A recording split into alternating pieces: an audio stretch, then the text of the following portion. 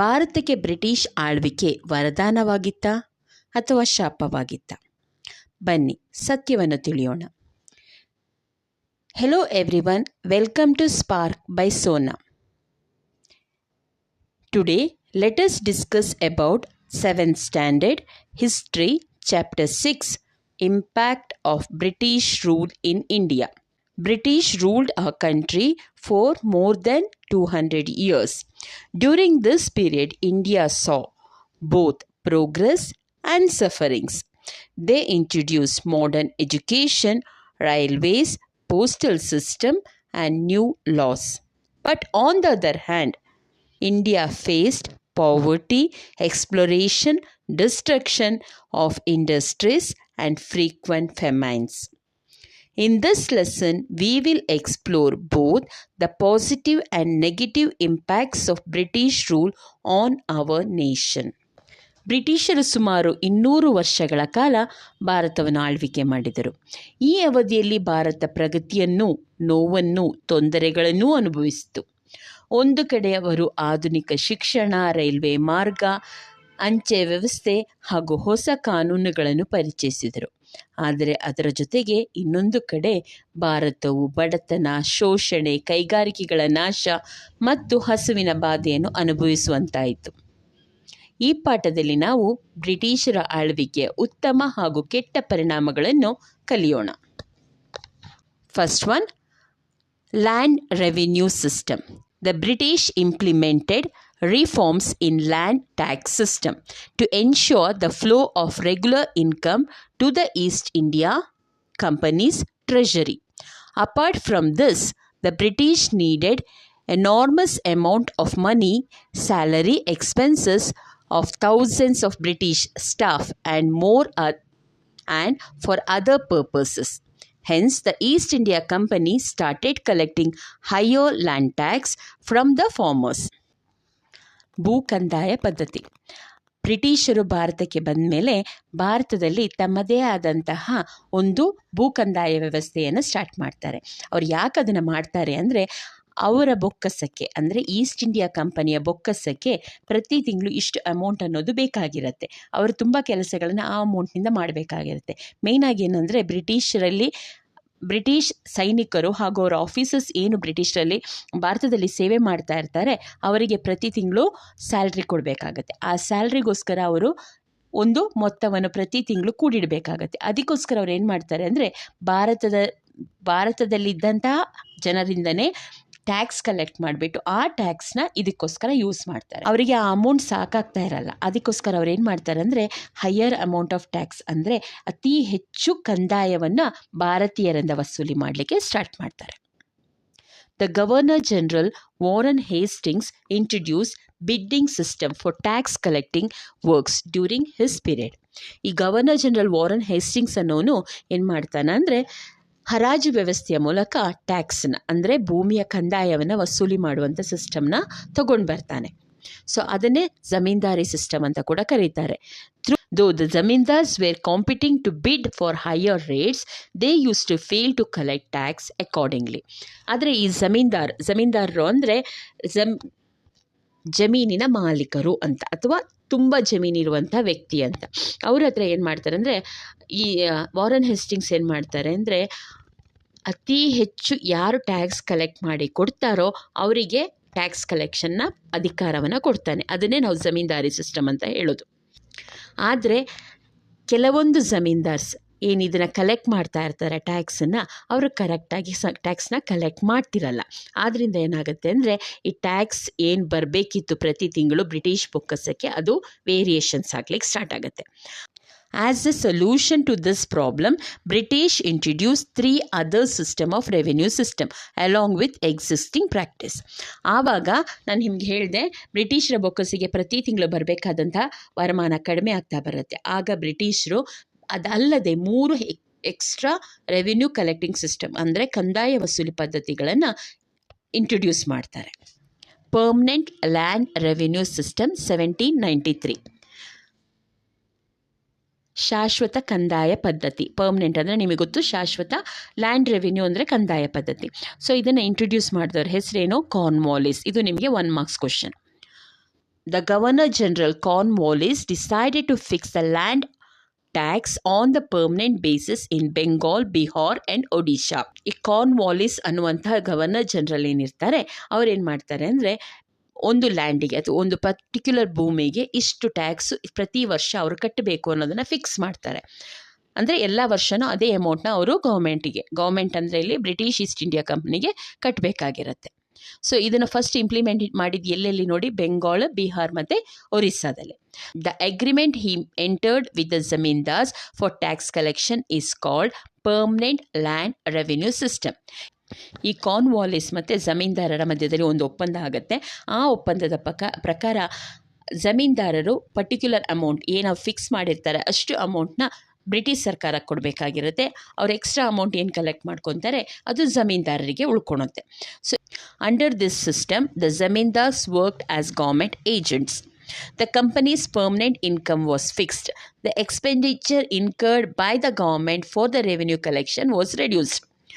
ಈ system introduce ಮಾಡಿದ ಮೇಲೆ ಏನಾಗುತ್ತೆ ಅಂದರೆ ಜಮೀನ್ದಾರರು ಗೌರ್ಮೆಂಟ್ ಏಜೆಂಟಾಗಿ ಕೆಲಸ ಮಾಡಲಿಕ್ಕೆ ಸ್ಟಾರ್ಟ್ ಮಾಡ್ತಾರೆ. ಗೌರ್ಮೆಂಟು ಒಂದು ಪರ್ಟಿಕ್ಯುಲರ್ ಅಮೌಂಟ್ ಫಿಕ್ಸ್ ಮಾಡ್ತಿರ್ತು. ಅಂದರೆ ಗೌರ್ಮೆಂಟ್ ಅಂದರೆ ನಾನಿಲ್ಲಿ ಹೇಳ್ತಾ ಇರೋದು company, British East India company. So ಅವರು ಒಂದು ಪರ್ಟಿಕ್ಯುಲರ್ ಅಮೌಂಟ್ ಈ ಏರಿಯಾದಿಂದ ಕಲೆಕ್ಟ್ ಮಾಡಿ ನಮಗೆ ಒಪ್ಪಿಸ್ಬೇಕು ಅಂತ ಜಮೀನ್ದಾರರಿಗೆ ಹೇಳ್ತಾಯಿದ್ರು. ಜಮೀನ್ದಾರು ಅದಕ್ಕಿಂತ ಹೆಚ್ಚು ಕಲೆಕ್ಟ್ ಮಾಡಿಬಿಟ್ಟು ಗೌರ್ಮೆಂಟಿಗೆ ಎಷ್ಟು ಕೊಡಬೇಕು ಅಂತಾಯಿತು ಅದನ್ನು ಕೊಡ್ತಿದ್ರು. ಹಂಗೆ ಮಾಡೋದ್ರಿಂದ ಏನಾಯಿತು ಅಂದರೆ ಬ್ರಿಟಿಷರಿಗೆ ಈ ಟ್ಯಾಕ್ಸ್ ಕಲೆಕ್ಷನ್ ಮಾಡಲಿಕ್ಕೋಸ್ಕರ ಏನು ಆಫೀಸರ್ಸ್ನ ಇಟ್ಟಿದ್ರು, ಅವ್ರಿಗೇನು ಸ್ಯಾಲ್ರಿ ಕೊಡಬೇಕಾಗಿತ್ತು ಅದೆಲ್ಲ ಕಡಿಮೆ ಆಗ್ತಾ ಹೋಗುತ್ತೆ, ಅವರಿಗೆ ಆದಾಯ ಜಾಸ್ತಿ ಆಗುತ್ತೆ. Powerful zamindars who were land owners supported the government in many difficult situations. The British created many such loyal classes to support and defend them. ಹೀಗೆ ಮಾಡೋದ್ರಿಂದ ಏನಾಗುತ್ತೆ ಅಂದರೆ ಒಂದು ಜಮೀನ್ದಾರರ ಒಂದು ಗುಂಪು ಬ್ರಿಟಿಷರಿಗೆ ಸಪೋರ್ಟ್ ಮಾಡಲಿಕ್ಕೆ ರೆಡಿಯಾಗಿರುತ್ತೆ. ಅದಲ್ಲದೆ ಬ್ರಿಟಿಷರಿಗೆ ಯಾವಾಗೆಲ್ಲ ಕಷ್ಟದ ಪರಿಸ್ಥಿತಿ ಬರುತ್ತೆ ಆಗ ಈ ಜಮೀನ್ದಾರರು ಬ್ರಿಟಿಷರಿಗೆ ಸಹಾಯ ಮಾಡ್ತಾರೆ. The impact on the peasants ಅಂದರೆ ಇಲ್ಲಿ ರೈತರು. The zamindars exploited the farmers by collecting excess land tax. The land owners never give attention to improve the agricultural input. ನಾನು ನಿಮಗೆ ಆಲ್ರೆಡಿ ಹೇಳಿದ್ದೆ, ಜಮೀನ್ದಾರ ಸಿಸ್ಟಮಲ್ಲಿ ಜಮೀನ್ದಾರರು ಅವ್ರಿಗೆ ಏನು ಅಮೌಂಟ್ ಅಂತ ಹೇಳಿರ್ತಾರೆ ಅದಕ್ಕಿಂತ ಜಾಸ್ತಿ ಕಲೆಕ್ಟ್ ಮಾಡ್ತಿದ್ರು.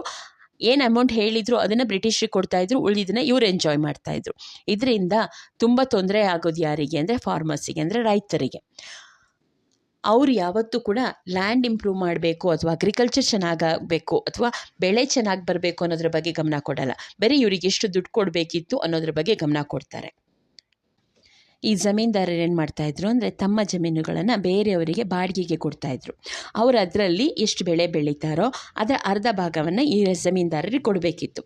ಅಂಥವ್ರನ್ನ ಏನಂತಾರೆ, ಟೆನೆಂಟ್ಸ್ ಅಂತ ಕರೀತಾಯಿದ್ರು. ಈ ಟೆನೆಂಟ್ಸಿಗೆ ಏನು ಪ್ರಾಬ್ಲಮ್ ಆಗ್ತಿತ್ತು ಅಂದರೆ ಕೆಲವೊಂದು ಟೈಮ್ನಲ್ಲಿ ನಮಗೆ ಗೊತ್ತು ಭಾರತದ ವೆದರ್ ಹೇಗಿರುತ್ತೆ ಅಂತ. ಕೆಲವೊಮ್ಮೆ ಜಾಸ್ತಿ ಮಳೆ ಬಂದು ಬೆಳೆ ಹಾಳಾದರೆ, ಕೆಲವೊಮ್ಮೆ ಮಳೆ ಬರದೆ ಬೆಳೆನೇ ಬರೋದಿಲ್ಲ. ಆ ಎರಡೂ ಸಂದರ್ಭಗಳಲ್ಲೂ ಕೂಡ ಏನು ಫಿಕ್ಸ್ ಮಾಡಿರ್ತಾರೆ ಅಷ್ಟು ಅಮೌಂಟ್ನ ಜಮೀನ್ದಾರರಿಗೆ ಅವ್ರು ಕೊಡಲೇಬೇಕಾಗ್ತಾಯಿತ್ತು ಟ್ಯಾಕ್ಸ್ ಆಗಿ. As a result the agriculture output collapsed due to permanent zamindar system. The company made farmers further poor by forcing them to grow commercial crops that were needed for their industries. Continuous ಆಗಿ ಜಮೀನ್ದಾರರು ಈ ಜಮೀನ್ದಾರರು ರೈತರನ್ನ ಚೂಷಣೆ ಮಾಡ್ತಾ ಇದ್ದಿದ್ದರಿಂದ ಏನಾಗುತ್ತೆ ಅಂದರೆ ಅವರಿಗೆ ಬೇಸಾಯ ಮಾಡ್ತಿದ್ದ ಲ್ಯಾಂಡನ್ನು ಇಂಪ್ರೂವ್ ಮಾಡಲಿಕ್ಕೆ ಆಗೋದಿಲ್ಲ. ಹಾಗಾಗಿ ಒಳ್ಳೆ ಬೆಳೆ ಅವರಿಗೆ ಸಿಗ್ತಾ ಇರಲ್ಲ. ಹಾಗಾದ್ಮೇಲೆ ಏನು ಮಾಡ್ತಾರೆ, ಅವರು ಈ ಬೆಳೆಗಳನ್ನು ಅಂದರೆ ಆಹಾರ ಬೆಳೆಗಳನ್ನು ಬಿಟ್ಟು ಕಮರ್ಷಿಯಲ್ ಕ್ರಾಪ್ಸ್ ಅಂದರೆ ದುಡ್ಡು ಬರುವಂಥ ಬೆಳೆಗಳನ್ನು ಬೆಳೀಲಿಕ್ಕೆ ಸ್ಟಾರ್ಟ್ ಮಾಡ್ತಾರೆ. ಕಂಪ್ನಿಗೂ ಅದೇ ಬೇಕಿತ್ತು, ಯಾಕಂದರೆ ಕಂಪ್ನಿಗೆ ರಾ ಮೆಟೀರಿಯಲ್ಸನ್ನ ಅವ್ರ ದೇಶಕ್ಕೆ ತಗೊಂಡೋಗ್ಲಿಕ್ಕೆ ಬೇಕಾಗ್ತಾಯಿತ್ತು. ಈ ರಾ ಮೆಟೀರಿಯಲ್ಸ್ ಏನಿದೆ ಅದನ್ನು ಅವ್ರ ದೇಶಕ್ಕೆ ತಗೊಂಡೋಗಿ ಅಲ್ಲಿರುವಂಥ ಇಂಡಸ್ಟ್ರಿಗಳಲ್ಲಿ ಅದನ್ನು ಫಿನಿಶ್ ಗೂಡ್ಸ್ ಆಗಿ ಮಾಡಲಿಕ್ಕೆ ಅದು ಯೂಸ್ ಆಗ್ತಾಯಿತ್ತು. ಇದು ಮುಂದಕ್ಕೆ ಏನಾಗುತ್ತೆ ಅಂದರೆ ಜೀತ ಪದ್ಧತಿಗೆ ಕಾರಣ ಆಗುತ್ತೆ. ಜನಗಳೆಲ್ಲ ತಮ್ಮ ಲ್ಯಾಂಡನ್ನು ಕಳ್ಕೊತಾರೆ, ಜಮೀನ್ದಾರ ಕೈಗೆ ಇದನ್ನು ಒತ್ತೆ ಇಡ್ತಾರೆ. ಅಂದರೆ ಸಾಲಕ್ಕೋಸ್ಕರ ಅವರ ಜಮೀನನ್ನು ಜಮೀನ್ದಾರರ ಕೈ ಕೊಪ್ಪಿಸ್ತಾರೆ. ಹಾಗಾಗಿ ಅವರೆಲ್ಲ ಬಾಂಡೆಡ್ ಲೇಬರ್ಸ್ ಅಥವಾ ಜೀತ ಪದ್ಧತಿಗೆ ಬೇಕಾಗುತ್ತೆ. Next, ryotwari system. ಕನ್ನಡದಲ್ಲೂ ಕೂಡ ರೈತವಾರಿ ಸಿಸ್ಟಮ್ ಅಂತಲೇ ಹೇಳೋದು. The system way the farmers could directly remit the land tax to treasury without any intermediaries in ryotwari system. ಈ ರೈತವಾರಿ ಪದ್ಧತಿಯಲ್ಲಿ ಏನಂದರೆ ಫಾರ್ಮರ್ಸ್ ಅಥವಾ ರೈತರು ಏನಿದ್ದಾರೆ ತಮ್ಮ ಜಮೀನಿಂದ ಜಮೀನಲ್ಲಿ ಕೊಡಬೇಕಾದಂತಹ ಏನು ಟ್ಯಾಕ್ಸ್ ಇದೆ ಅಥವಾ ಕಂದಾಯ ಏನಿದೆ ಅದು ಅವರೇ ತಗೊಂಡೋಗಿ ಕಂಪನಿಗೆ ಕಟ್ಟುವಂಥ ಸಿಸ್ಟಮ್. ಇಲ್ಲಿ ಅವರ ಮಧ್ಯದಲ್ಲಿ ಮಧ್ಯವರ್ತಿಗಳು, ಇಂಟರ್ಮೀಡಿಯೇಟ್ಸ್ ಅಂದರೆ ಮಧ್ಯವರ್ತಿಗಳು ಇರ್ತಿರಲಿಲ್ಲ. The direct relationship between the government and the farmers is important feature of the ರೈತವಾರಿ system. ಈ ರೈತವಾರಿ ಸಿಸ್ಟಮ್ನ ಒಂದು ಒಳ್ಳೆಯ ಲಕ್ಷಣ ಏನಂದರೆ, ಈ ಸಿಸ್ಟಮ್ನಲ್ಲಿ ಗೌರ್ಮೆಂಟ್ ಮತ್ತು ಫಾರ್ಮರ್, ಗೌರ್ಮೆಂಟ್ ಅಂದರೆ ಇಲ್ಲಿ ನಾನು ಹೇಳ್ತಾ ಇದ್ದೀನಿ ಕಂಪನಿ ಮತ್ತು ಫಾರ್ಮರ್ ಮಧ್ಯದಲ್ಲಿ ಯಾವುದೇ ರೀತಿ ಮಧ್ಯವರ್ತಿ ಇರಲ್ಲ. ಅಂದರೆ ಶೋಷಣೆ ಮಾಡುವಂತಹ ಜನಗಳು ಕಡಿಮೆ ಆಗ್ತಾರೆ. This system was brought in to effect in south and west India. ಇದು ಎಲ್ಲ ಕಡೆ ಅಲ್ಲ, ಸೌತ್ ಇಂಡಿಯಾ ಮತ್ತು ವೆಸ್ಟ್ ಇಂಡಿಯಾದಲ್ಲಿ ಮಾತ್ರ ಈ ಸಿಸ್ಟಮ್ನ ಇಂಟ್ರೊಡ್ಯೂಸ್ ಮಾಡ್ತಾರೆ. In its impact it was not much different from permanent zamindari system. ಆದರೆ ಇದು ಕೂಡ ಇದರ ಪರಿಣಾಮಗಳನ್ನು ನೋಡಬೇಕಾದ್ರೆ ಇದಕ್ಕೂ ಪರ್ಮನೆಂಟ್ ಜಮೀನ್ದಾರಿ ಸಿಸ್ಟಮ್ಗೂ ಏನು ಬಹಳ ವ್ಯತ್ಯಾಸ ಕಾಣಲ್ಲ. Under this system, the measurement, fertility and the irrigation facility of a land was observed and the tax was fixed. Half of the produce was fixed as a land tax. The tax was fixed periodically. ಈ ರೈತವಾರಿ ಪದ್ಧತಿಯ ಪ್ರಕಾರ ಒಂದು ಜಮೀನು, ಯಾವುದಾದ್ರೂ ಒಬ್ಬ ರೈತನ ಜಮೀನನ್ನು ಅಳತೆ ಮಾಡಿ ಅದಕ್ಕೆ ಎಷ್ಟು ಫಲವತ್ತತೆ ಆ ಜಮೀನಲ್ಲಿದೆ, ಅಂದರೆ ಅದು ಒಳ್ಳೆ ಲ್ಯಾಂಡ, ನೀರಿರುವಂಥ ಪ್ರದೇಶನ ಅಥವಾ ಒಣ ನೆಲನ, ಇದನ್ನೆಲ್ಲ ನೋಡಿಬಿಟ್ಟು ಟ್ಯಾಕ್ಸ್ ಫಿಕ್ಸ್ ಮಾಡ್ತಾಯಿದ್ರು. ಅದರ ಜೊತೆಗೆ ಅವನಿಗೆ ಏನು ಆ ಜಾಗದಲ್ಲಿ ಆದಾಯ ಬರುತ್ತೋ ಅದರ ಅರ್ಧ ಪಾರ್ಟನ್ನು, ಅಂದರೆ ಹಾಫ್ ಪಾರ್ಟ್ನ ಅವನು ಟ್ಯಾಕ್ಸ್ ಆಗಿ ಗೌರ್ಮೆಂಟಿಗೆ ಕೊಡಬೇಕಾಗ್ತಾಯಿತ್ತು. ಈ ಪಿರಿಯಾಡಿಕಲಿ ಅಂದರೆ ಪ್ರತಿ ವರ್ಷವೂ ಒಂದು ಫಿಕ್ಸ್ಡ್ ಟೈಮ್ನಲ್ಲಿ ಇವನು ಈ ಟ್ಯಾಕ್ಸ್ ಅಮೌಂಟ್ನ ಬ್ರಿಟಿಷರಿಗೆ ಕೊಡಬೇಕಾಗ್ತಿತ್ತು. The fixed land revenue was very high. Even though the farmer lost his crop due to flood or drought, the tax payment was mandatory. ಇಲ್ಲಿ ಏನಾಗ್ತಾ ಇತ್ತು ಅಂದರೆ, ಈ ಟ್ಯಾಕ್ಸ್ ಏನು ಈ ಗೌರ್ಮೆಂಟ್ ಫಿಕ್ಸ್ ಮಾಡ್ತಿತ್ತು ಅಥವಾ ಬ್ರಿಟಿಷ್ ಕಂಪನಿ ಏನು ಫಿಕ್ಸ್ ಮಾಡ್ತಿತ್ತು ಇದು ತುಂಬ ಜಾಸ್ತಿ ಇತ್ತು. ಅದು ಅಲ್ಲದೆ ಇನ್ನೊಂದು ಪ್ರಾಬ್ಲಮ್ ಏನಾಗ್ತಿತ್ತು ಅಂದರೆ, ಯಾವುದೇ ರೀತಿ ಪ್ರಾಬ್ಲಮ್ ಆ ಬೆಳೆಗಳಿಗೆ ಆದ್ರೂ, ಅಕಸ್ಮಾತು ಆ ಏರಿಯಾದಲ್ಲಿ ಏನಾದರೂ ಹೆಚ್ಚು ಮಳೆ ಬಂದು ಪ್ರವಾಹ ಬಂದ್ರೂ ಅಥವಾ ಮಳೆನೇ ಇಲ್ಲದೆ ಅಲ್ಲಿ ಏನಾದರೂ ಬಿಸಿಲು ಜಾಸ್ತಿಯಾಗಿ ಬೆಳೆ ಹಾನಿಯಾದರೂ ಕೂಡ ಅವರು ಏನು ಅಮೌಂಟ್ ಫಿಕ್ಸ್ ಮಾಡಿದ್ರು ಆ ಅಮೌಂಟ್ ಕಂಪಲ್ಸರಿಯಾಗಿ ಗೌರ್ಮೆಂಟಿಗೆ ಕಟ್ಟಬೇಕಾಗಿತ್ತು. This system was brought in to effect by sir Thomas Munro in Madras province in 1801. So ಈ ಸಿಸ್ಟಮ್, ರೈತವಾರಿ ಸಿಸ್ಟಮ್ನ ಥಾಮಸ್ ಮನ್ರೋ ಅನ್ನೋರು ಮೆಡ್ರಾಸ್ ಪ್ರಾವಿನ್ಸ್ನಲ್ಲಿ 1801 ಜಾರಿಗೆ ತರ್ತಾರೆ. Next one is Mahalwari system. It was introduced in 1833. Mahal means village or estate. The land tax was fixed for the Mahal. ಇಲ್ಲಿ mahalwari system ಅಂದರೆ, ಮಹಲ್ ಅನ್ನೋದ್ರ ಅರ್ಥ ಏನು ಅಂದರೆ ಒಂದು ಹಳ್ಳಿ ಅಥವಾ ಒಂದು ಪ್ರದೇಶ ಅಂತ ಅರ್ಥ. ಮಹಲ್ ಅಂದರೆ ಒಂದು ಹಳ್ಳಿ ಅಥವಾ ಪ್ರದೇಶ ಅಂತ ಅರ್ಥ. ಈ ಒಂದು ಪ್ರದೇಶಕ್ಕೆ ಫುಲ್ಲಾಗಿ ಒಂದು ಟ್ಯಾಕ್ಸ್ ಸಿಸ್ಟಮ್ನ ಇಂಪ್ಲಿಮೆಂಟ್ ಮಾಡಿದ್ದನ್ನು ಮಹಲ್ವಾರಿ ಸಿಸ್ಟಮ್ ಅಂತ ಹೇಳ್ತಾರೆ. The local zamindars were responsible for the tax collection of all the farmers in that mahal. ಒಂದು ಯಾವುದಾದ್ರೂ ಒಬ್ಬ ವ್ಯಕ್ತಿಯನ್ನು ಅಥವಾ ಯಾವುದಾದ್ರೂ ಒಬ್ಬ ಜಮೀನ್ದಾರನ್ನು ಆ ಏರಿಯಾದ ಫುಲ್ ಟ್ಯಾಕ್ಸ್ ಕಲೆಕ್ಟ್ ಮಾಡುವಂಥ ಜವಾಬ್ದಾರಿಯನ್ನು ಬ್ರಿಟಿಷ್ ಸರ್ಕಾರ ಅವರಿಗೆ ವಹಿಸ್ತಾ ಇತ್ತು. This system introduce in 19th century was implemented in Uttar Pradesh, parts of Madhya Pradesh and Punjab, Uttar Pradesh ಮತ್ತು ಮಧ್ಯಪ್ರದೇಶ್ ಈ ಪಾರ್ಟ್ಗಳಲ್ಲಿ ಈ ಮಹಲ್ವಾರಿ ಸಿಸ್ಟಮ್ನ 19ನೇ ಶತಮಾನದಲ್ಲಿ ಇಂಪ್ಲಿಮೆಂಟ್ ಮಾಡ್ತಾರೆ. ಸರಿ, ಈ ಮೂರೂ ಪದ್ಧತಿಯಿಂದ ಏನೇನು ಪ್ರಾಬ್ಲಮ್ಸ್ ಆಯಿತು ಅಥವಾ ಏನೇನು ಪರಿಣಾಮ ಆಯಿತು ಅನ್ನೋದನ್ನು ನೋಡೋಣ. Total impact of the land revenue system. British converted land into a selling commodity. ಅಷ್ಟಂಕ ಭಾರತದಲ್ಲಿ ಏನಾಗಿತ್ತು ಅಂದರೆ, ಜಾಗ ಅಥವಾ ಭೂಮಿ ಅನ್ನೋದೇನಿದೆ ಅದು ಮಾರುವಂಥ ವಿಷಯವಾಗಿರಲಿಲ್ಲ. ಬ್ರಿಟಿಷರು ಭಾರತಕ್ಕೆ ಬಂದು ಈ ಟ್ಯಾಕ್ಸ್ ಸಿಸ್ಟಮ್ ತಂದಮೇಲೆ ರೈತರಿಗೆ ಅದನ್ನು ಮೇಂಟೈನ್ ಮಾಡೋಕ್ಕೆ ಆಗದೆ ಇದ್ದು ಲ್ಯಾಂಡನ್ನು ಅಥವಾ ಭೂಮಿನ ಅವರು ಮಾರ್ಲಿಕ್ಕೆ ಸ್ಟಾರ್ಟ್ ಮಾಡ್ತಾರೆ. Instance of land action and sales increased. ಅದಾದಮೇಲೆ ಇನ್ನೊಂದು ಭೂಮಿಯನ್ನು ಹರಾಜು ಹೋಗೋದು, ಸಾಲ ಜಾಸ್ತಿಯಾಗಿ ಅವರಿಗೆ ಅದು ಕೊಡೋಕ್ಕಾಗದೇ ಇರೋದ್ರಿಂದ ಆ ಜಾಗ ಹರಾಜು ಹಾಕುವಂಥದ್ದು ಮತ್ತು ಅದೇ ರೀತಿಯಲ್ಲಿ ಮಾರುವಂಥದ್ದು ಕೊಳ್ಳುವಂಥದ್ದು ಜಾಸ್ತಿ ಆಗುತ್ತೆ. As land tax was to be paid in cash form, the value of money gained prominence. So ಇನ್ನೊಂದು ವಿಷಯ ಏನಂದರೆ, ಅಷ್ಟು ತನಕ ಭಾರತದಲ್ಲಿ ಹಣಕ್ಕಿಂತ ಹೆಚ್ಚಾಗಿ ಬಾಟರ್ ಸಿಸ್ಟಮ್ ಜಾಸ್ತಿ ಯೂಸ್ ಮಾಡ್ತಾರೆ. ಬಾಟರ್ ಸಿಸ್ಟಮ್ ಅಂದರೆ ನಿಮಗೆ ಗೊತ್ತು ಅಂತ ತಿಳ್ಕೊಂಡಿದ್ದೀನಿ. ಒಂದು ವಸ್ತುವಿನ ಕೊಟ್ಟಾಗ ಅದರ ಬದಲು ಇನ್ನೊಂದು ವಸ್ತುವಿನ ಅವ್ರ ಕಡೆಯಿಂದ ಇಸ್ಕೊಳೋದನ್ನು ಬಾಟರ್ ಸಿಸ್ಟಮ್ ಅಂತಾರೆ. ಅದು ಜಾಸ್ತಿಯಾಗಿ ಭಾರತದಲ್ಲಿತ್ತು. ಆದರೆ ಈ ಲ್ಯಾಂಡ್ ಟ್ಯಾಕ್ಸ್ ಸಿಸ್ಟಮ್ ಅಥವಾ ಈ ಕಂದಾಯ ಪದ್ಧತಿ ಬಂದ ಮೇಲೆ ಏನಾಗುತ್ತೆ, ಅದು ಕಂದಾಯ ಪದ್ಧತಿಯಲ್ಲಿ ಏನಾಗುತ್ತೆ, ಬ್ರಿಟಿಷರಿಗೆ ಹಣದ ರೂಪದಲ್ಲಿಯೇ ಕಂದಾಯವನ್ನು ಕೊಡಬೇಕಾಗಿರುತ್ತೆ. ಆ ಒಂದು ಸಿಚುವೇಶನ್ ಬಂದಮೇಲೆ ಏನಾಗುತ್ತೆ ಅಂದರೆ ಹಣದ ವ್ಯಾಲ್ಯೂ ಇನ್ಕ್ರೀಸ್ ಆಗುತ್ತೆ. ಹಣವನ್ನು ಯೂಸ್ ಮಾಡಲಿಕ್ಕೆ ಜನ ಜಾಸ್ತಿ ಯೂಸ್ ಮಾಡೋಕ್ಕೆ ಸ್ಟಾರ್ಟ್ ಮಾಡ್ತಾರೆ. To increase the income, zamindars insisted on cultivating crops like cotton, jute, peanut, tobacco, sugarcane and other commercial crops instead of food crops. Zamindar ಏನು ಮಾಡ್ತಾರೆ, ಹೆಚ್ಚು ಆದಾಯ ಬರಲಿಕ್ಕೋಸ್ಕರ ಅವರು ಸಾಧಾರಣವಾಗಿ ಏನು ಇಷ್ಟು ದಿನ ಭಾರತದಲ್ಲಿ ಏನು ಆಹಾರ ಬೆಳೆಗಳನ್ನು ಜಾಸ್ತಿಯಾಗಿ ರೈತರು ಬೆಳೀತಿರ್ತಾರೆ ಅದನ್ನು ಬಿಟ್ಟು ಕಮರ್ಷಿಯಲ್ ಕ್ರಾಪ್ಸ್ ಅಂದರೆ ಈ ಕಾಟನ್ ಇರ್ಬೋದು, ಜೂಟ್ ಇರ್ಬೋದು, ಪೀನಟ್, ಟೊಬ್ಯಾಕೋ ಇಂಥದ್ದನ್ನು ಬೆಳೀಲಿಕ್ಕೆ ಜಾಸ್ತಿ ಎನ್ಕರೇಜ್ಮೆಂಟ್ ಕೊಡ್ತಾರೆ. ಹಾಗೆ ಬೆಳಿಬೇಕಾದ್ರೆ ಏನಾಗುತ್ತೆ ಅಂದರೆ ಜನಗಳಿಗೆ ಜಾಸ್ತಿ ದುಡ್ಡು ಸಿಗುತ್ತೆ ಅನ್ನೋ ಉದ್ದೇಶ. So it was profitable for the British as the commercial crops could get exported, but this resulted in food shortage. ಇದಾದಮೇಲೆ ಏನಾಗುತ್ತೆ ಅಂದರೆ ಬ್ರಿಟಿಷರಿಗೆ ಇದು ಬಹಳ ಅನುಕೂಲ ಆಗುತ್ತೆ. ಯಾಕೆ ಅಂದರೆ ಅವ್ರು ಆ ಕಮರ್ಷಿಯಲ್ ಕ್ರಾಪ್ಸ್ ಏನು ಅವ್ರು ರೈತರು ಬೆಳೀತಾರೆ ಇದನ್ನು ಅವರು ತಮ್ಮ ದೇಶಗಳಿಗೆ ಎಕ್ಸ್ಪೋರ್ಟ್ ಮಾಡ್ಕೊತಿರ್ತಾರೆ. ಎಕ್ಸ್ಪೋರ್ಟ್ ಮಾಡಿ ಅಲ್ಲಿಂದ ಅವರು ಹಣವನ್ನು ಜಾಸ್ತಿ ಗಳಿಸ್ತಾರೆ. ಆದರೆ ಭಾರತದಲ್ಲಿ ಇದರಿಂದ ಏನಾಗುತ್ತೆ, ಆಹಾರ ಬೆಳೆಗಳು ಇಲ್ಲದೆ ಇರೋದ್ರಿಂದ ಫುಡ್ ಶಾರ್ಟೇಜ್ ಆಗುತ್ತೆ. Within the zamindari system new class of farmers ಅರೌಸ್. ಈ ಜಮೀನ್ದಾರಿ ಸಿಸ್ಟಮ್ ಬಂದಮೇಲೆ ಏನಾಗುತ್ತೆ ಅಂದರೆ ಜಮೀನ್ದಾರರು ಅಥವಾ ಜಾಸ್ತಿ ಜಾಗವನ್ನು ಇಟ್ಕೊಂಡವ್ರನ್ನ ಪಟೇಲರು, ಜಮೀನ್ದಾರರು ಅಂತ ಏನು ಕರೀತಾರೆ ಅಂಥ ಒಂದು ಹೊಸ ವರ್ಗ ಭಾರತದಲ್ಲಿ ಹುಟ್ಕೊಳ್ಳುತ್ತೆ. Next, English education. Education is a tool that ensures individual freedom. ಶಿಕ್ಷಣ ಅನ್ನುವಂಥದ್ದು ವ್ಯಕ್ತಿ ಸ್ವಾತಂತ್ರ್ಯಕ್ಕೆ ಅಂದರೆ ಇಂಡಿವಿಜುವಲ್ ಫ್ರೀಡಮ್ಗೆ ಹೆಚ್ಚು ಇಂಪಾರ್ಟೆನ್ಸ್ ಅಥವಾ ಒತ್ತನ್ನು ಕೊಡುವಂಥದ್ದು. Knowledge that is gain through education would lead to better life. ನಾವು ಏನು ಜ್ಞಾನವನ್ನು ಎಜುಕೇಷನ್ ಅಥವಾ ಶಿಕ್ಷಣದಿಂದ ಪಡಿತೀವಿ ಅದು ನಮ್ಮನ್ನು ಉತ್ತಮವಾದ ಜೀವನ ನಡೆಸಲಿಕ್ಕೆ ಮಾರ್ಗ ಆಗುತ್ತೆ. The universalisation of English education by the British prohibited the Indians, all class of society could have access to education. ನಮಗೊತ್ತು ಅಷ್ಟು ತನಕ ಭಾರತದ ಪದ್ಧತಿ ಏನಿತ್ತು ಅಂದರೆ ಹೈಯರ್ ಕ್ಲಾಸ್ ಏನಿರುತ್ತೆ ಅವರಿಗೆ ಮಾತ್ರ ಎಜುಕೇಷನ್ ಇತ್ತು, ಬಾಕಿ ಇದ್ದವರಿಗೆ ಎಜುಕೇಷನ್ ಇರಲಿಲ್ಲ. ಆದರೆ ಈ ಬ್ರಿಟಿಷ್ ಸಿಸ್ಟಮ್ ಆಫ್ ಎಜುಕೇಷನ್ ಬಂದಮೇಲೆ ಎಲ್ಲರಿಗೂ ಎಜುಕೇಷನ್ ಸಿಗುವಂಥ ಒಂದು ವ್ಯವಸ್ಥೆ ಬರುತ್ತೆ.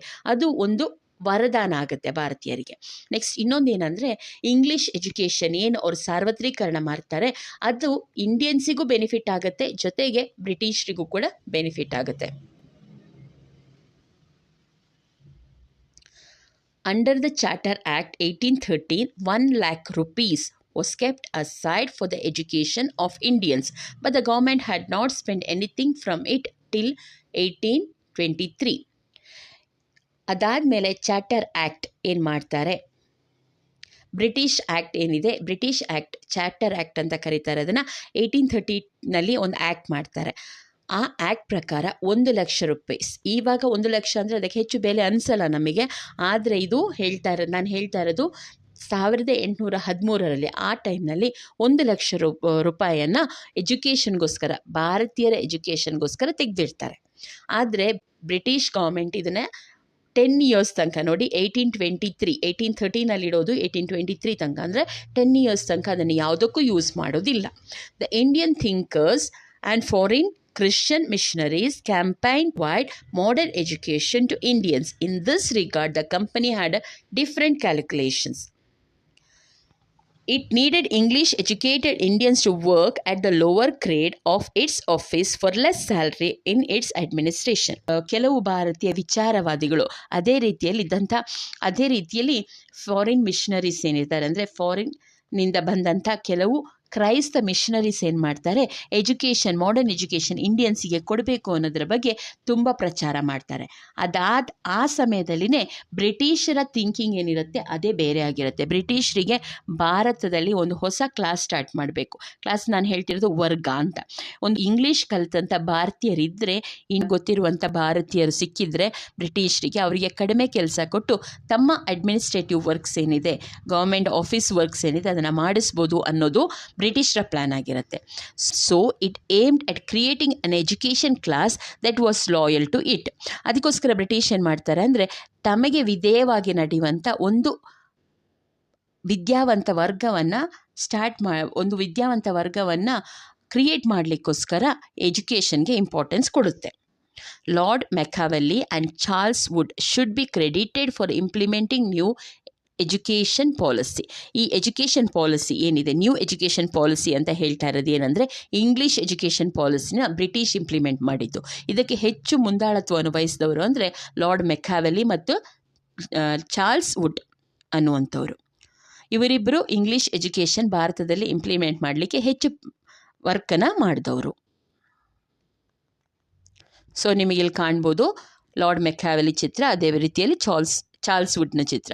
ಇವರಿಗೆ dispute over medium of instruction. ಸರಿ, ಎಜುಕೇಷನ್ ಕೊಡೋಣ ಅನ್ನೋದೇನೋ ತೀರ್ಮಾನ ಆಯಿತು, ಆದರೆ ಯಾವ ಮೀಡಿಯಮಲ್ಲಿ ಎಜುಕೇಷನ್ ಕೊಡಬೇಕು? ಯಾಕೆಂದರೆ ಇಂಡಿಯಾದಲ್ಲಿ ನಮಗೆ ಎಷ್ಟು ರಾಜ್ಯಗಳಿದೆ ಅಷ್ಟೇ ಭಾಷೆ ಇದೆ. ಹಾಗಾಗಿ ಯಾವ ಮೀಡಿಯಮಲ್ಲಿ ಎಜುಕೇಷನ್ ಕೊಡಬೇಕು ಅನ್ನೋದು ಕನ್ಫ್ಯೂಷನ್ ಪ್ರಾಬ್ಲಮ್ ಆಗುತ್ತೆ. Regarding the medium of instruction, some English scholars argued that the Indian subjects should be taught through Indian languages only.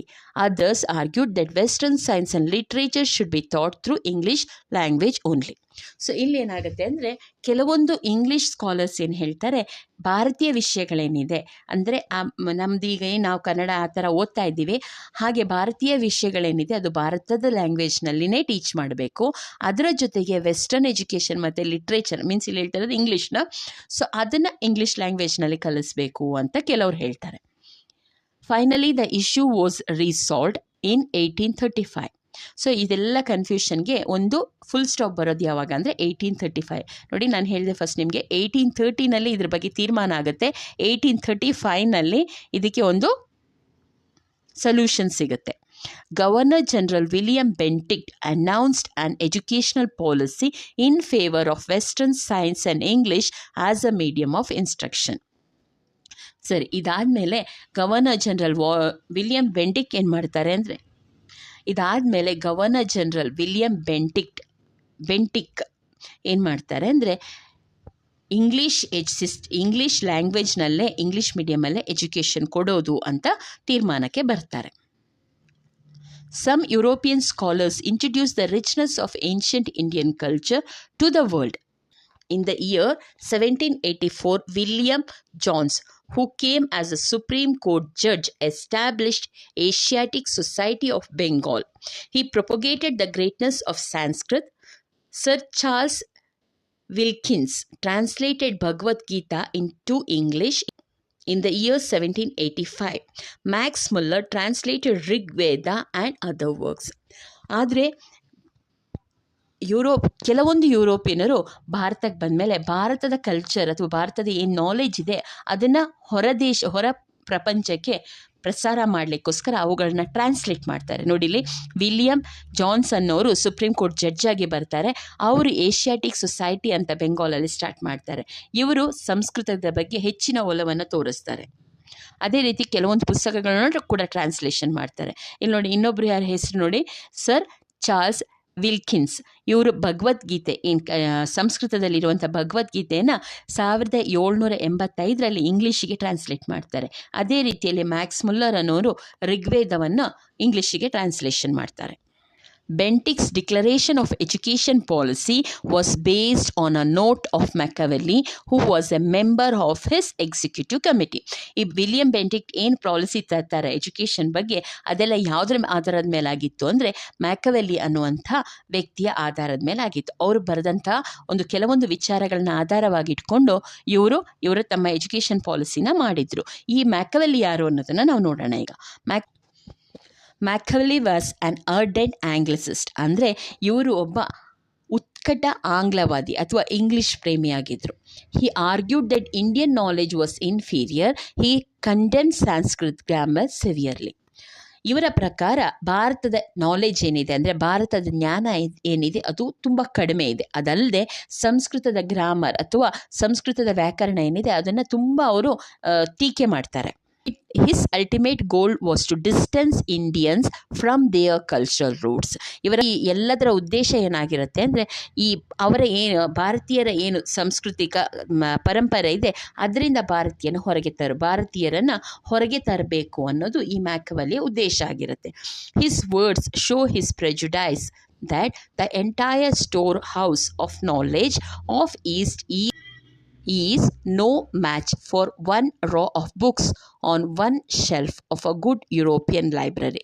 ಇವರ ಪ್ರಕಾರ, ಈ ಮ್ಯಾಕವಲಿಯ ಪ್ರಕಾರ, ಭಾರತ ಅಂತ ಹೇಳ್ತಾ ಇಲ್ಲ ಅವರು, ಈಸ್ಟ್ ಅಂತಿದ್ದಾರೆ.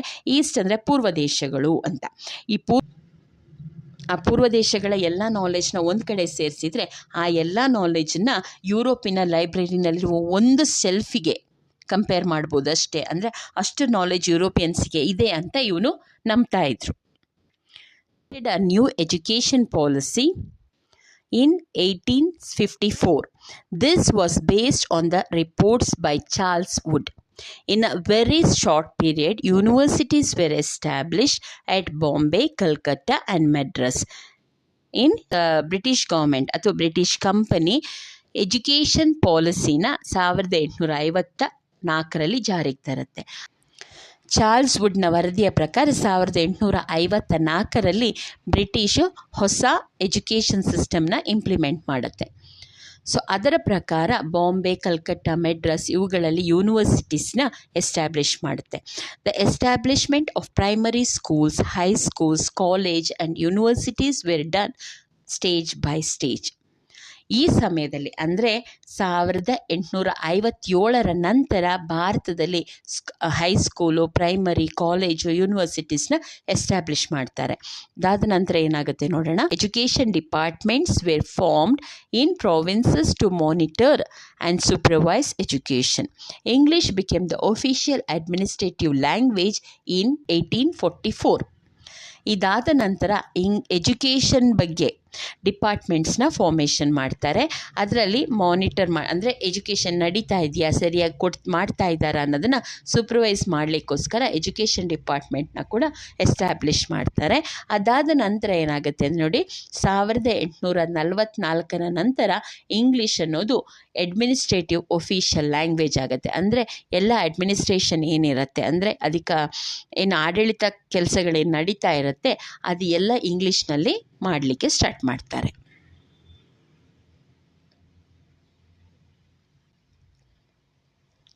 ಸರಿ, ಈ ಎಜುಕೇಷನ್ ಬರೋಕ್ಕೆ ಸ್ಟಾರ್ಟ್ ಮಾಡಿದ ಮೇಲೆ ಏನು ಆಯಿತು, ವೆಸ್ಟರ್ನ್ ಎಜುಕೇಷನ್ ಬಂದಿದ್ದರಿಂದ ಇಂಡಿಯಾದ ಮೇಲೆ ಏನು ಪರಿಣಾಮ ಬೀರ್ತು ನೋಡೋಣ. Impact of western education.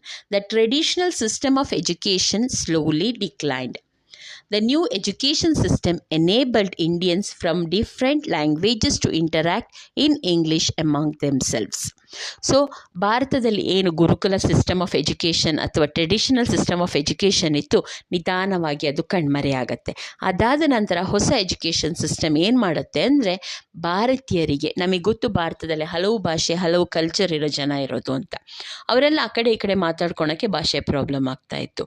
ಈ ಇಂಗ್ಲೀಷ್ ಎಲ್ಲ ಕಡೆನೂ ಅವ್ರು ಕಲ್ತಿದ್ರಿಂದ ಎಲ್ಲ ಇಂಗ್ಲೀಷ್ನ ಭಾರತದ ಎಲ್ಲ ಸ್ಕೂಲ್ಸ್ನಲ್ಲೂ ಕಲ್ಸಕ್ಕೆ ಸ್ಟಾರ್ಟ್ ಮಾಡಿದ ಮೇಲೆ ಏನಾಗುತ್ತೆ, ಭಾರತೀಯರು ಆ ಕಡೆ ಈ ಕಡೆ ತಮ್ಮಲ್ಲೇ ಮಾತಾಡಲಿಕ್ಕೆ ಇಂಗ್ಲೀಷ್ ಒಂದು ಮೀಡಿಯಾ ಆಗಿ ವರ್ಕ್ ಆಗುತ್ತೆ. This gave impetus to the growth of nationalism. The European intellectual thoughts gradually entered the Indian society and developed far-reaching consequences. ಇದರಿಂದ ಏನಾಗುತ್ತೆ ಅಂದರೆ, ಭಾರತೀಯರಲ್ಲಿ ತಾವು ಭಾರತೀಯರು ಒಂದೇ ಅನ್ನುವಂತಹ ದೇಶ ಪ್ರೇಮ ಹೆಚ್ಚಾಗಲಿಕ್ಕೆ ಸ್ಟಾರ್ಟ್ ಆಗುತ್ತೆ. ಅದರ ಜೊತೆಗೆ ಯುರೋಪಿಯನರು ಅಂದರೆ ಇಂಗ್ಲೀಷ್ನಲ್ಲಿದ್ದಂಥ ಕೆಲವೊಂದು ಪುಸ್ತಕಗಳನ್ನು ಭಾರತೀಯರು ಓದ್ತಾರೆ. ಭಾರತೀಯರು ಓದಿದ ಮೇಲೆ ನಮಗೆ ಸ್ವಾತಂತ್ರ್ಯ ಅಂದರೆ ಏನು, ನಾವು ಹೆಂಗೆ ಬದುಕಬೇಕಾಗಿತ್ತು, ನಾವು ಯಾಕೆ ದಾಸ್ಯದಲ್ಲಿ ಇದ್ದೀವಿ ಅನ್ನೋದರ ಪ್ರಜ್ಞೆ ಭಾರತೀಯರಿಗೆ ಬರಲಿಕ್ಕೆ ಸ್ಟಾರ್ಟ್ ಆಗುತ್ತೆ. This educational system had a profound impact on Indian literature and led a new literary movement. ಇದಲ್ಲದೆ ನಮ್ಮ ಲಿಟ್ರೇಚರ್ ಅಂದರೆ ಸಾಹಿತ್ಯ ಏನಿದೆ, ಇಂಡಿಯನ್ ಸಾಹಿತ್ಯ ಏನಿದೆ, ಅದು ಬರೆಯುವಂಥ ಮೆಥಡ್ಸ್ ಎಲ್ಲ ಸ್ವಲ್ಪ ಚೇಂಜ್ ಆಗುತ್ತೆ. ಯಾಕಂದರೆ ಇಂಗ್ಲೀಷ್ನ ಇನ್ಫ್ಲೂಯೆನ್ಸ್ ಅದರಲ್ಲಿ ಬರಲಿಕ್ಕೆ ಸ್ಟಾರ್ಟ್ ಆಗುತ್ತೆ. Modern movement, modern way of literature ಬರೀಲಿಕ್ಕೆ, ಮಾಡರ್ನ್ ವೇ ಆಫ್ ಲಿಟ್ರೇಚರ್ ಅಂದರೆ ಆಧುನಿಕ ಸಾಹಿತ್ಯ ಬೆಳವಣಿಗೆ ಆಗುತ್ತೆ. Many sections of society were expose to social. ಭಾರತದ ಪ್ರತಿಯೊಂದು ವರ್ಗದ ಜನರಿಗೂ ಕೂಡ ಈ ಸಾಮಾಜಿಕ ಪ್ರಜ್ಞೆ ಬರಲಿಕ್ಕೆ ಸ್ಟಾರ್ಟ್ ಆಗುತ್ತೆ. Historians have debated on that awareness created by this academic perspective. It was also a hindrance to the scientific identification of social political conditions in India. ಇದು ಈ ಇಂಗ್ಲೀಷ್ ಎಜುಕೇಷನ್ ಬಂದಿದ್ದರಿಂದ ಭಾರತೀಯರಿಗೆ ತಾವು ಹೇಗಿದ್ದೀವಿ, ತಮ್ಮದು ಪ್ರಾಬ್ಲಮ್ಸ್ ಏನು, ಯಾವ ರೀತಿ ತಾವನ್ನ ದಾಸ್ಯದಲ್ಲಿ ಇಟ್ಕೊಂಡಿದ್ದಾರೆ ಅನ್ನೋದ್ರ ಬಗ್ಗೆ ಅರಿವು ಮೂಡುತ್ತೆ. ಅದಲ್ಲದೆ ನಮ್ಮಲ್ಲಿದ್ದಂಥ ಮೂಢನಂಬಿಕೆಗಳು ಕಡಿಮೆ ಆಗ್ಲಿಕ್ಕೆ ಸ್ಟಾರ್ಟ್ ಆಗುತ್ತೆ. ವೈಚಾರಿಕತೆ, ಅದೇ ರೀತಿಯಲ್ಲಿ ವೈಜ್ಞಾನಿಕ ಪ್ರಜ್ಞೆ ಬೆಳೀಲಿಕ್ಕೆ ಸ್ಟಾರ್ಟ್ ಆಗುತ್ತೆ. ಸರಿ, ಹಾಗಾದರೆ ಇವತ್ತಿನ ಲೆಸನ್ನ ನಾನು ಇಲ್ಲಿಗೆ ಸ್ಟಾಪ್ ಮಾಡ್ತೀನಿ. ನಾಳಿನ ಲೆಸನ್ನಲ್ಲಿ ನಾವು ಎಕನಾಮಿಕ್ ಇಂಪ್ಯಾಕ್ಟ್ ಏನಾಯಿತು, ಅದು ಆರ್ಥಿಕವಾಗಿ ಭಾರತದ ಮೇಲೆ ಬ್ರಿಟಿಷರ ಪರಿಣಾಮ ಏನು ಅನ್ನೋದನ್ನು ನೋಡೋಣ.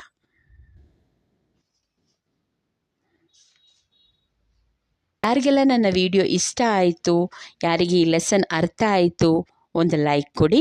ಹಾಗೆ ಕಮೆಂಟ್ನಲ್ಲಿ ನಿಮಗೆ ಏನು ನಾನು ಎಕ್ಸ್ಪ್ಲೈನ್ ಮಾಡಬೇಕು ನೆಕ್ಸ್ಟ್ ಅನ್ನೋದನ್ನು ಮೆನ್ಷನ್ ಮಾಡಿ. ಅದೇ ರೀತಿಯಲ್ಲಿ ಯಾರೆಲ್ಲ ನನ್ನ ಚಾನಲ್ನ ಸಬ್ಸ್ಕ್ರೈಬ್ ಮಾಡದೆ ನೋಡ್ತಾ ಇದ್ದೀರಾ, ಪ್ಲೀಸ್ ಚಾನಲ್ನ ಸಬ್ಸ್ಕ್ರೈಬ್ ಮಾಡಿ. ಅದ್ರ ಜೊತೆಗೆ ಪಕ್ಕದಲ್ಲಿರುವಂಥ ಬೆಲ್ ಐಕನ್ ಕೂಡ ಪ್ರೆಸ್ ಮಾಡಿ.